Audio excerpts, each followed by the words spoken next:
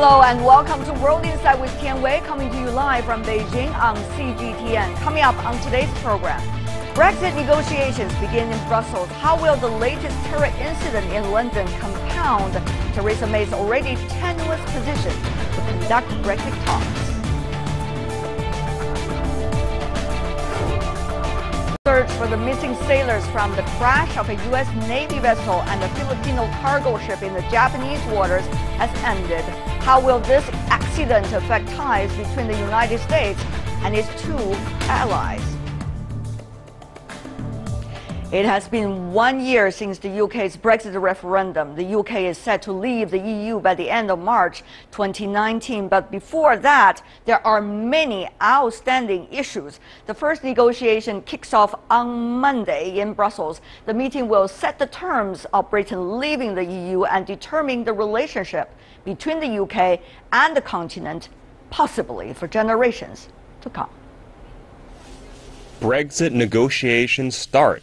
The UK's Brexit minister, David Davis, is in Brussels to officially conduct divorce talks with the European Union. This comes despite fears the talks could be delayed after the Conservative Party's disastrous election results earlier this month, a terrorist incident at a London mosque on Monday, and 3 other terrorist attacks that have occurred over the last few months could have changed public opinion towards Brexit. We will be there to negotiate the right deal, but what I have said is no deal is better than a bad deal. Davis, a prominent Leave campaigner in the referendum, knows it will be difficult at points. We will do all that we can to ensure that we deliver a deal that works in the best interests of all citizens. To that end, we're starting this negotiation in a positive and constructive tone, determined to build a strong and special partnership between ourselves and our European allies and friends for the future. However, the members of the EU want the UK to pay the divorce bill, which is about 100 billion euros, given the fear that the UK's Brexit would encourage other members to leave. If there is no agreement on the bill, the free trade between the EU and UK will be hindered, and this will put the UK at a huge risk. Maybe for the UK, Brexit is not the only choice. French President Emmanuel Macron made comments last week saying the door to stay in the EU remained open to Britain so long as exit negotiations had not been concluded. The EU has also made a variety of reform programs, expecting to save itself from the crisis. So, whether the EU's reforms can achieve success will also determine the results of negotiations. So, what can we expect from Brexit? Let's turn to our panelists here in Beijing studio. Cui Hongjian, Director from the Department for European Studies at the China Institute of International Studies. Welcome, sir. In London, the UK, we invited Ian Begg, a professorial research fellow at the European Institute of the London School of Economics, and also an associate fellow at the Chatham House. And joining us in Paris, in France, Timo Lokoki, who is a transatlantic fellow with the Europe program at the German Marshall Fund. Gentlemen, I want to welcome the 3 of you, but I want to begin with you, Professor Begg, with our condolences to those who lost their lives and beloved ones in the van incident. What do you make of the nature of this attack, first of all, and how much pressure will that further add to the May administration right now? Well, Theresa May is in trouble overall. In the words of one of her former cabinet colleagues who she fired a year ago, she's a dead woman walking. I think that all these attacks and difficulties in the UK domestic politics are quite separate from the Brexit negotiations. They're not going to influence it. What will influence it is the result of Theresa May having a very weak grip on power now as a result of her failure during the general election, and the strong probability that within a few months she'll be gone. Mr. Lokoki, observing from where you are in Paris, Minister May, described by Professor Begg as dead woman walking, and yet today she condemned the so-called sickening attack against the Muslims in the UK as a result of this van incident. How stable is her government as a result? probably even less than they used to be. It's difficult to tell, speaking from Paris. However, I would agree with what has been said so far. The domestic incidents ought to be treated separately from the Brexit negotiation position of the May government. So it's important to underline for us on the continent, be it in Brussels, Paris or Berlin, the negotiation partners would have preferred a stable government in either regard, be it a left, right or center government, which would ensure that whatever compromise would be reached with this respectable government would be ensured by parliamentarian backing in London. And as we see it currently, there seems to be, the election result seems to have led to the Conservative government, Conservative Party being, say, open on the one hand to compromises, while the other side seems to be against them. Yeah. Mr. Cui here in Beijing. I think we just seem to have lost the connection. We are still having you, but Mr. Cui here in Beijing, let me ask you, the latest number of the London fire, 79 people dead. 5 only of them could be identified. 74 still missing, but now proclaimed as dead already. Today, another van incident in London as terrorist attack, identified as a hung parliament over there, a unmentored, unorganized administration so far by Prime Minister May. So, what kind of political chaos are we talking about here? Yes, I think, I share with the point from our two guests. That, indeed, now for Prime Minister and her government, indeed, it's in a mess. And also, as Prime Minister May promised that she will try to get the UK out of the mess. But so far, unfortunately, if we look at this domestic affairs and in a mess still, and also on land, I mean, reason for this big fire in this apartment, and also still a very, very unclear prospect for this Brexit negotiation. I think every bad thing happened at one time. I think it's never, I mean, so worse for this UK politics. Having said that, though, Professor Begg, will the negotiator coming from the UK side now representing the administration have any strong tools in hand and confidence at heart to negotiate with Brussels about Brexit? Well, we have something of a paradox here, because the negotiating position for what Britain is trying to get was set out initially in Theresa May's speech from January, followed by what we call the White Paper, which is the government's position on what it wanted to do. And that is essentially to leave the single market, single European market, to control immigration, to stop being subject to the European Court of Justice, and therefore to have a very different relationship with the EU compared to what we have at present. Now, what's happened as a result of the general election is that you now hear the voice of business of dissident members of Theresa May's cabinet and others saying, pause, let's think again.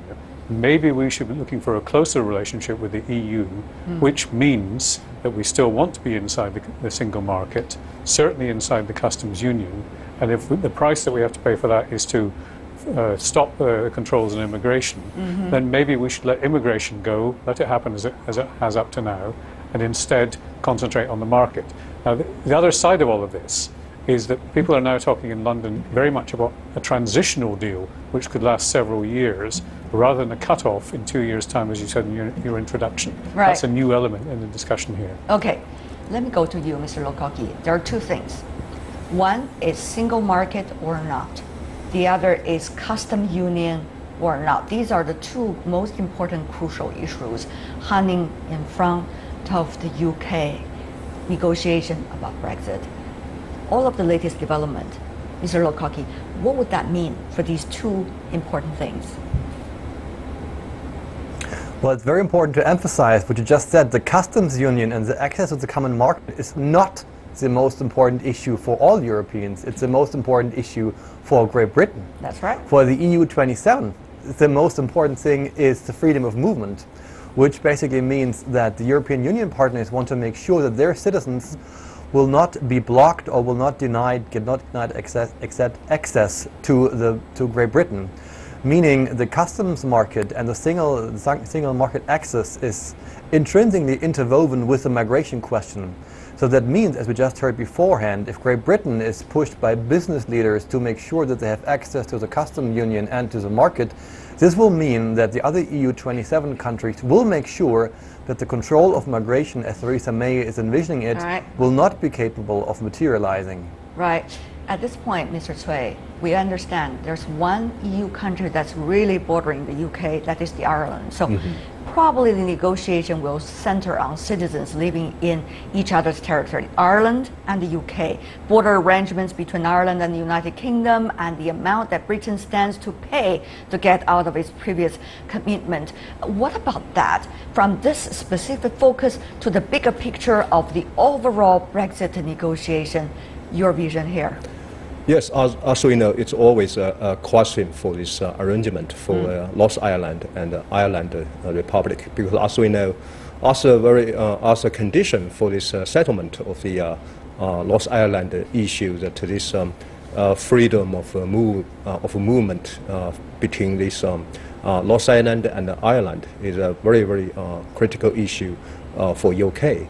But at this moment, as we know, that it looks like UK want to get some more rights in a single market or customs union. But I think as the precondition from the European Union side, certainly this immigration or this free of movement will be a very, very important one. But now, as we know, another issue get this Ireland issue more complicated, because as we know now, the Conservative Party want to get coalition with the DUP from North Ireland. As we know, it also give a very, very big question mark for its future for its North Ireland issue because of the involvement of the DUP. Now, here is the thing, Professor Beck. Is there going to be a possibility of what you call the cliff edge, which is no agreement, at least for the very short term? And what would that mean even further to the May administration and for the domestic politics that you've got in your country, Professor Beck? I think that Theresa May's statements that no deal was better than a bad deal is already history, just as she's likely to be quite soon. Instead, what we're seeing is what I mentioned earlier, the possibility of a quite extended transition lasting 3 or 4 years, because you have to separate two sets of negotiations. One is the separation, the divorce of the UK from the EU. And there, the three big items that Michel Barnier, the negotiator, has put as being the most important are what you've been discussing, the Irish border, the bill that Britain is expected to pay, which my best guess is that that's going to be of the order of 30 billion euros, not 100. And it'll be more or less what the UK is paying into the EU now over, let's say, a 4 or 5 year period. And the third big question is the rights of each other's nationals. Again, it's quite easy to settle that. And then we will move on to the future relationship, but only after these early things have been settled. It's quite important as well to note that the British Isles, which includes Ireland, are a separate free movement area from Schengen. You know, Wei, as a Chinese citizen, if you arrive with a Schengen visa, you can travel in several countries of the EU without showing your passport again. But you cannot get into the UK or to Ireland. And probably what they want to do is to preserve the British-Irish free movement area, try to avoid having a customs barrier, because that would be very damaging to the economy of both North and South of Ireland, and therefore stop anything that could threaten an entirely different matter, the Irish peace process. But having said all of this, Mr. Lokaki, here's the thing. I mean, with a weakened political stance that Prime Minister May now has, really, whether the EU negotiators will seriously discuss with her administration's representative is a big question mark. And secondly, even if these negotiations proceed as earlier planned, what if there's something wrong with her administration? Do everything have to start from scratch? Is there even a slight chance that maybe Brexit has to be renegotiated, both in the UK and beyond in other parts of the EU? Mr. Lokaki. Well, I do think the Brexit position of the EU 27 countries is pretty solid, so I strongly doubt that anything could happen which would lead to an overhaul of the Brexit position of the European countries. However, it might as well be, as we just heard, that in the coming months or years the Theresa May government is readjusting her positions throughout the Brexit negotiations. However, these will not hamper or forestall the negotiations with the European Union partners, because as interested the European Union partners are to preserve the freedom of movement, they of course want to make sure that they have a stable divorce, you might say, and a stable new agreement which lies in the mutual interest of both London and Brussels. So I do think the stability of the May government is making the negotiations more difficult, in a sense that the European partners do not quite know what they really negotiate about. However, the negotiations as such, of course, will take place, and they will not be delayed further unless the British partners want to do so. Yeah, but you know, Professor Begg, even the Austrian foreign minister said earlier when talking about Brexit, he said, we just don't know what the UK wants. We just don't know what they can do at this point.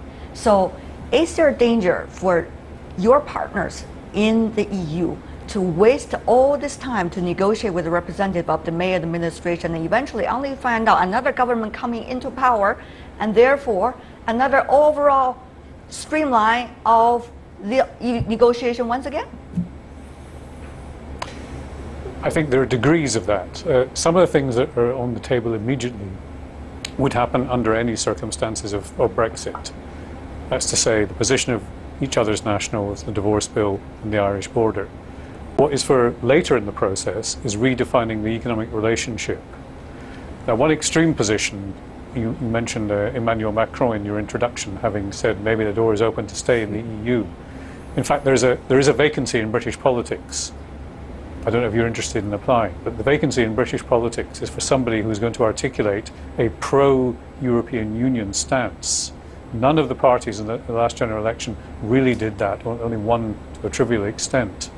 I do wonder sometimes whether now that Emmanuel Macron has won his battle in France, we could borrow him to reorder British politics for us. That's a very interesting point. Mr. Cui, what about that possibility? Meanwhile, you see different politics played out in different countries in so different ways. In the UK, Brexit, and in France, it's a very different story. The parliament now, Macron's party, 1.5 year long, already become the majority. So it seems very different picture we're talking about here. Yes, I think that undoubtedly French politics has a very different tracks than the British politics. And also, still, I think there are some big and bigger influence from this European continental politics on UK politics. And also, at this moment, more and more British people, they have a question about that. Why don't we have a change like what happened in France?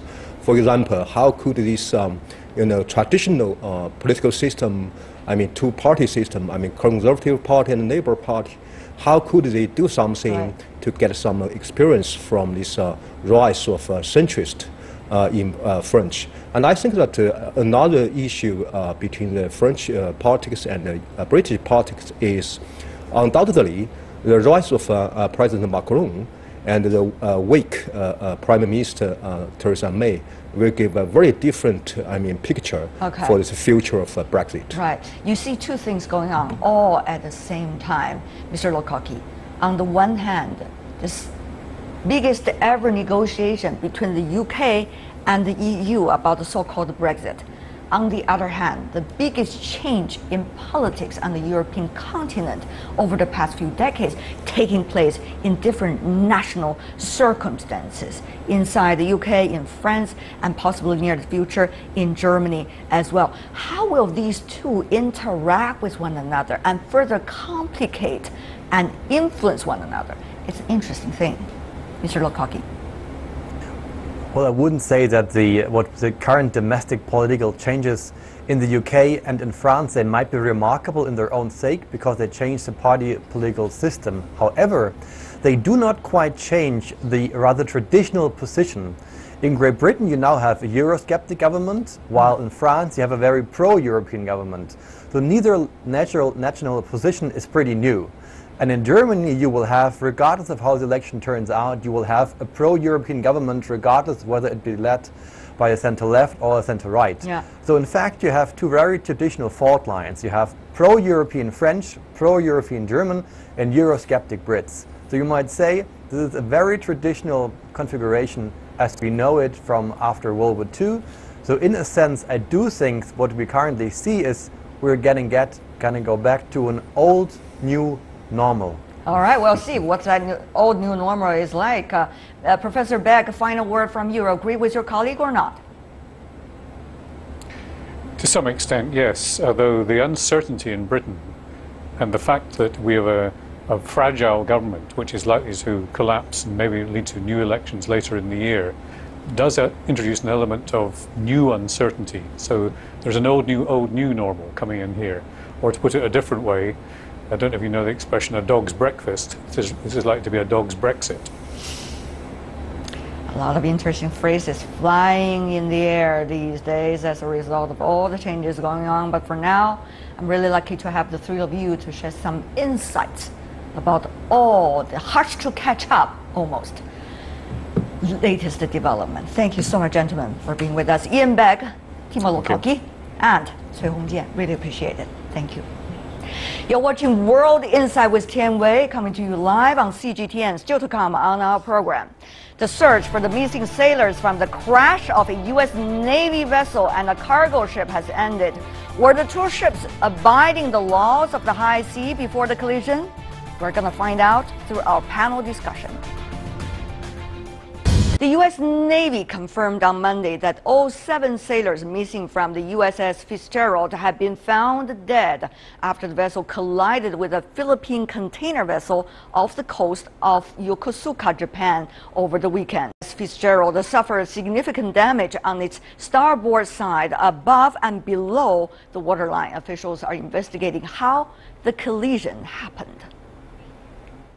It was the middle of the night off the coast of Japan, and most of the sailors aboard the USS Fitzgerald were asleep. The collision with the ACX Crystal cargo ship took most of the crew by surprise. The damage was significant. This was not a small collision. It was right near the pilot's house, and there is a big puncture, a big gash underneath the waterline. Water flooded into the quarters where 116 sailors were sleeping. The crew fought to evacuate the flooded areas and seal them off to prevent the Fitzgerald from sinking. 7 sailors didn't make it out alive and were later found by divers. The captain's quarters, where the ship's commander was asleep, was also hit and flooded. He was injured and taken by helicopter to a hospital in Japan. This was a severe emergency, but the ship's crew was swift and responsive, and I can't tell you how proud I am of the crew for what they did to save the ship. Many questions remain about the cause of the crash. The U.S. Navy initially reported the crash happened at 2:30 a.m. local time, about 25 minutes after the ACX Crystal made an unexpected U-turn. But the company operating the ship denies this, saying in a statement to the Wall Street Journal that the crash occurred at 1:30 a.m. and the massive container ship only turned after the collision. The Navy now says the crash happened at 2:02 a.m. and has not provided an explanation for the discrepancy.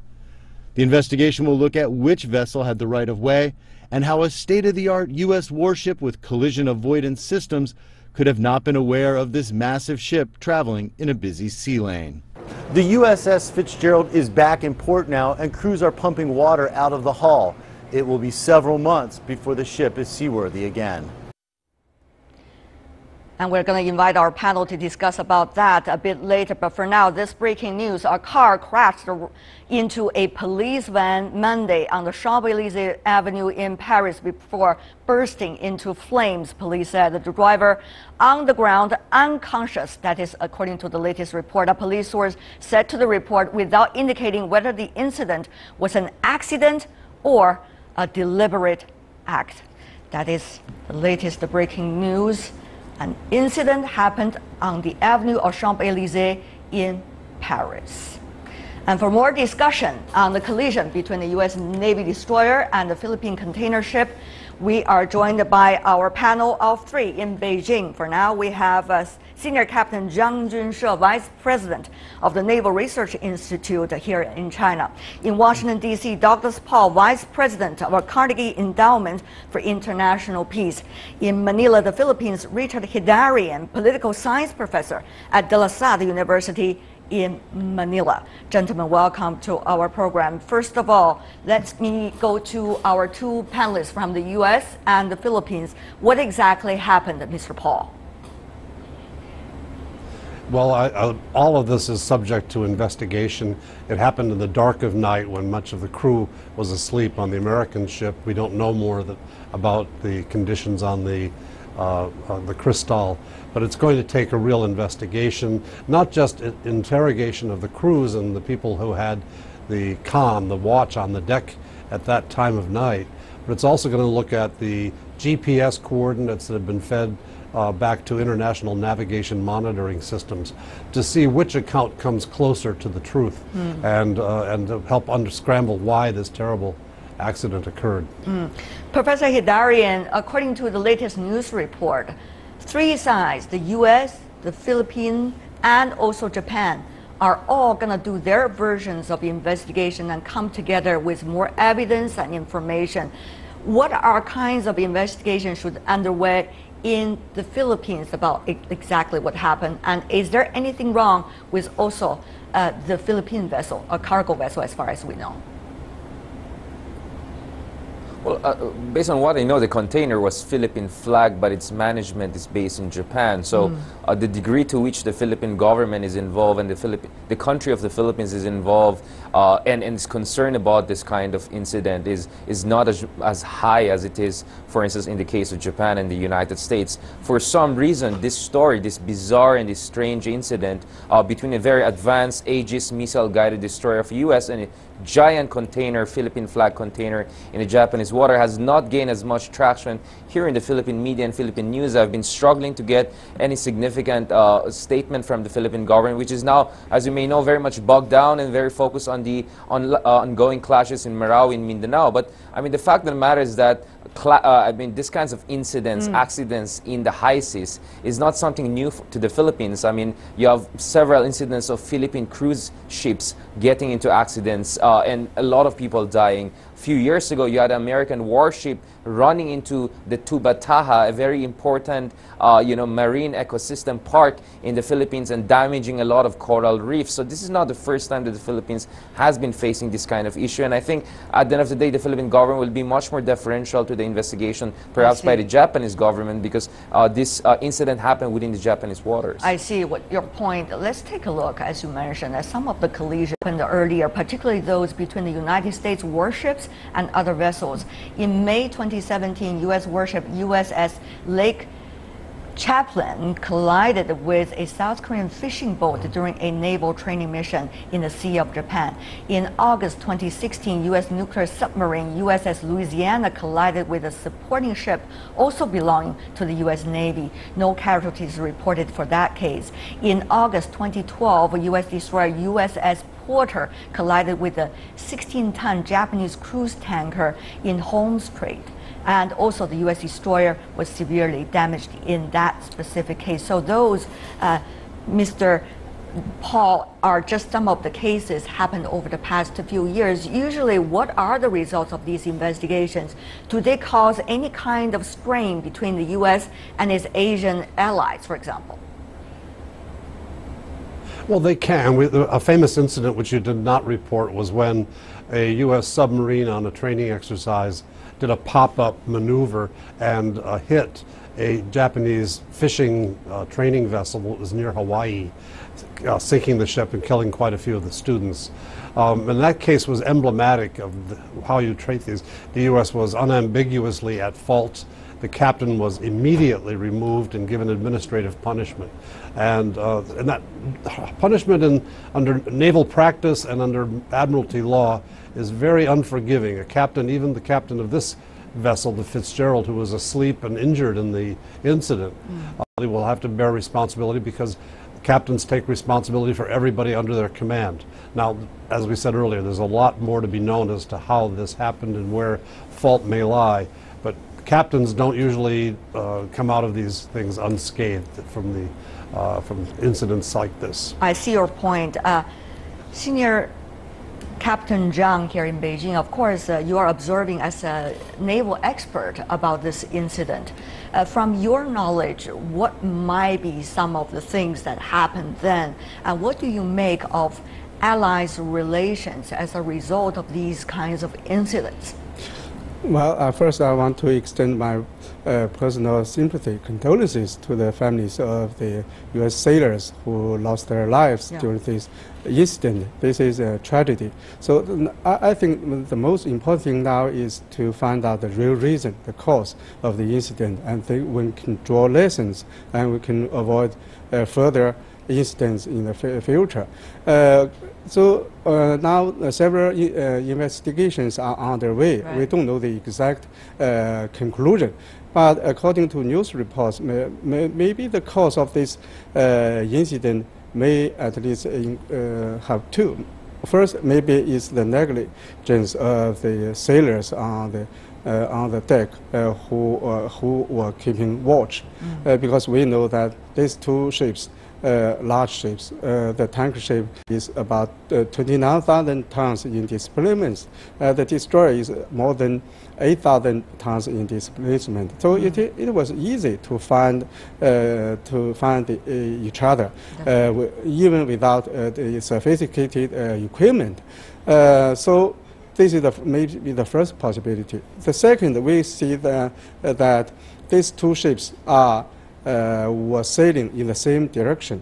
So according to the COREX, the Convention on the International Rules for Preventing Collision at Sea, which was passed in 1972, that the ship which has the other on its own starboard side should give way to the other. So the U.S. destroyer is sailing on the left side. So generally speaking, it should give way to the other ship, the container ship.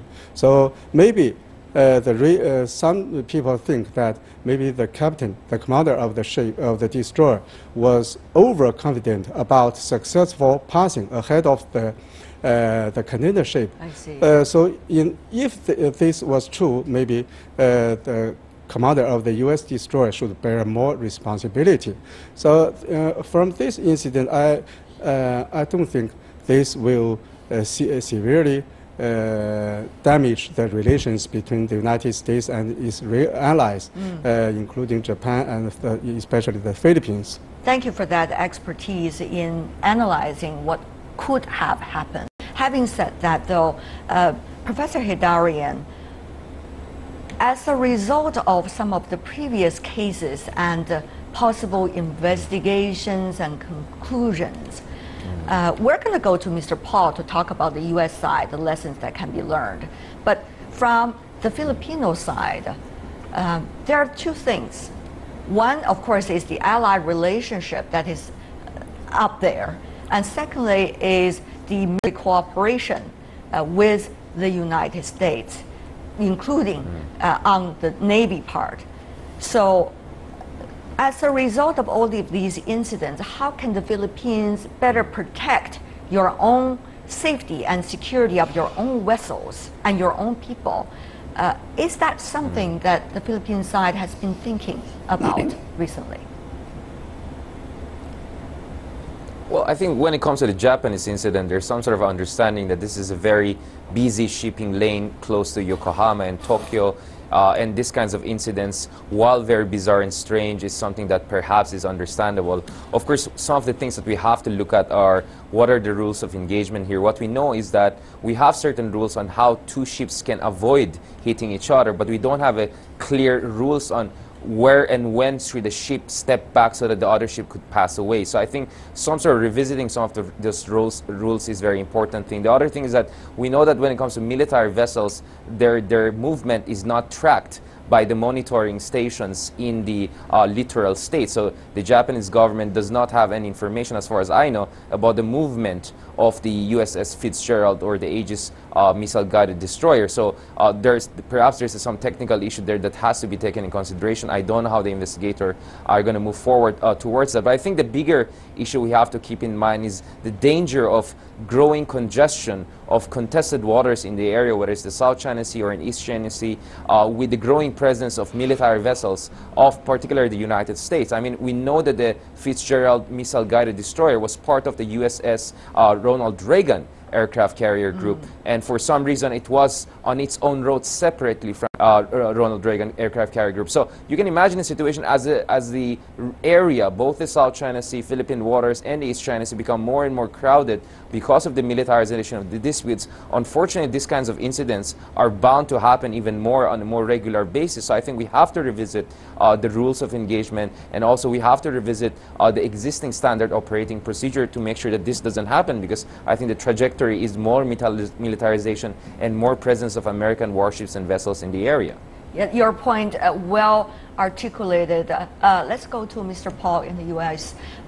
What do you make of these two suggestions coming from our Filipino panelists? Meanwhile, can we avoid a trend of, first of all, not obeying the rules from any of the parties in those possible sensitive sea areas? And secondly, can we avoid the overall possibility of having these kind of incidents, which is, let's just reduce the presence of our militaries and navies in these tested waters, of course. Mr. Paul. Well, Tianwei, as you may know, the United States total size of its fleet has been shrinking fairly steadily. It's now below 300 ships. And so I think the question about more ships being out there, the question is more traffic, more commercial traffic interacting with these existing military vessels. And here the conditions are really important. You may not know this, but I used to drive ships for the U.S. Navy way back when, and of course those are more primitive conditions. We invited the right person, absolutely. But it was very difficult. At 1:32 in the morning, when you're in an area with lots of shoreline lights, lots of traffic of ships coming and going, maneuvers being changed without you having, really clear daylight type conditions, a lot depends on judgment. Now, increasingly, navigators are benefiting from high technology. I'm confident the Japanese have a very good idea of what happened off their shores, because they've got sensors all along those shores, not just for ships, but for earthquakes and other things. It's a very well monitored and well-wired naval and maritime protection system that Japan has on its coasts. And so they'll know a lot when the investigation takes place. And a lot will be taken from the sensors on board the American and the Japanese-owned, Philippine-registered ship. Right. To help us unscramble what happened. But in the dark of night, with lights going by, I'm somewhat tempted toward Captain Zhang's theory that maybe the captain of the skipper of the American vessel misestimated how much time he needed to get past the Philippine-registered Japanese ship, and that was just a poor judgment call, and we'll find out over time. But this is a very murky, difficult part of the world at that time of night, and so I'm hesitant to try to draw political judgments or judgments about reducing naval activity there. This is to me, it's a much more technical than a political or symbolic issue. I see. Well, we heard Senior Captain Zhang from shall I say, was someone who used to be in the field, in fact, who have been there, done that. Having said that, though, Senior Captain Zhang, what do you make of the 2 points that I mentioned earlier? One is to obey the rules, as the rules are very clearly marked, as suggested by the Filipino panelists.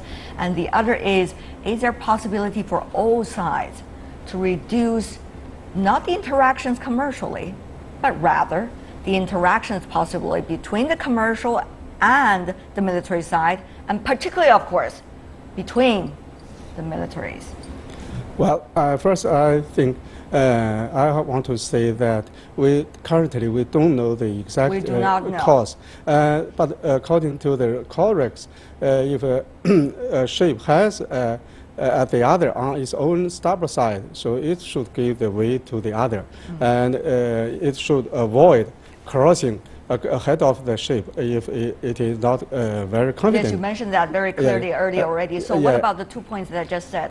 Second, I think I agree with the point my Philippine friend said that I think in the future the United States Navy should send less warships to the South China Sea to conduct the so-called freedom of navigation operations. Actually, this has posed serious challenge to China's sovereignty and security. And we have pointed out that to our American friends that such kind of close-in reconnaissance operations around China's islands and also along China's coast is the root cause of possible air and sea accidents between the two navies. Because when the United States Navy sends its warships to the area, of course China will send its naval ships to monitor. And so in this case, there is the possibility for collision. So we hope the United States will reduce such kind of activities in the South China Sea. We are running out of time for this discussion, but gentlemen,